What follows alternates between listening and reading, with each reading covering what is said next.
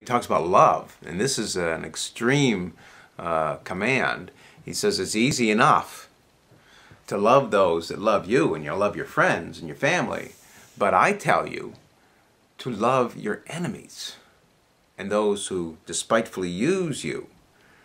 If you're kind only to your friends, how are you different from anyone else?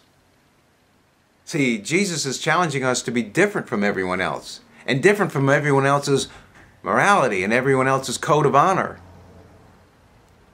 In every code of honor, it talks about being loyal to your friends. The Army Code says, I will not leave a fallen soldier behind. I will be loyal. I will do my duty. But Jesus wants us to be different. Even the pagans do that. He says, but you are to be perfect even as your Father in heaven is perfect. This is Matthew chapter 5, the Sermon on the Mount. Then he teaches about giving to the needy. Oh, and then part of his code of honor is about fasting and prayer. See, there's a spiritual substance to his code of honor, fasting and prayer. And then he teaches the golden rule in Matthew chapter 7 and verse 12. Do for others what you would like them to do for you. This is a summary of all that is taught in the law and the prophets. And of course that's a universal code of morality. Do unto others as you would do unto yourself. It's a code of respect. And that's universal throughout almost every religious teaching, every cultural belief, to do for others what you would like them to do for you.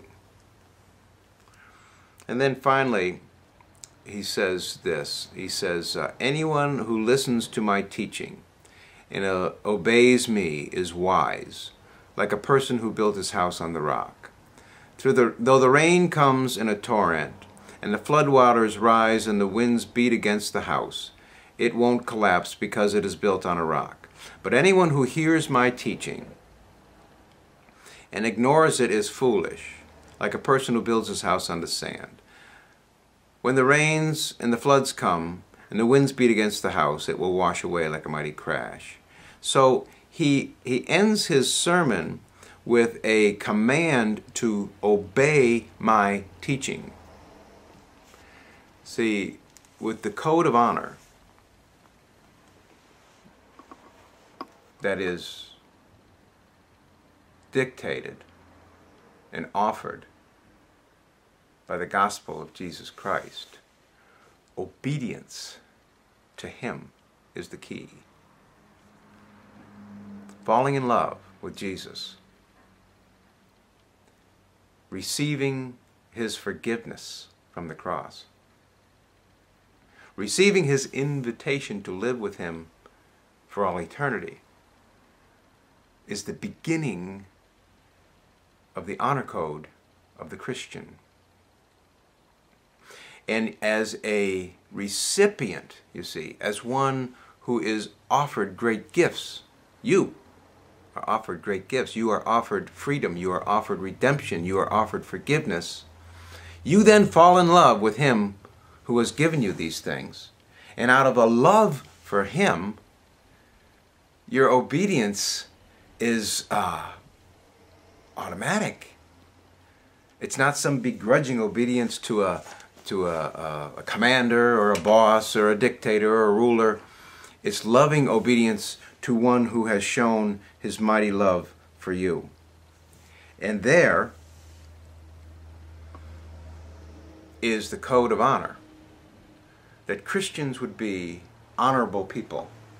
Like Daniel, who when offered all this luxurious stuff, he said, no, I'm going to live like my fathers taught me to live, like my God has commanded me to live, and I'm going to be disciplined physically, mentally, and morally, and I'm going to live like God wants me to live. So this is a little bit more of an expanded teaching on the book of Daniel and what it means to be an honorable person and what honor means. And hopefully I'll get to more of these videos in the future. Thanks for watching this, and I pray that you'll read the book of Daniel.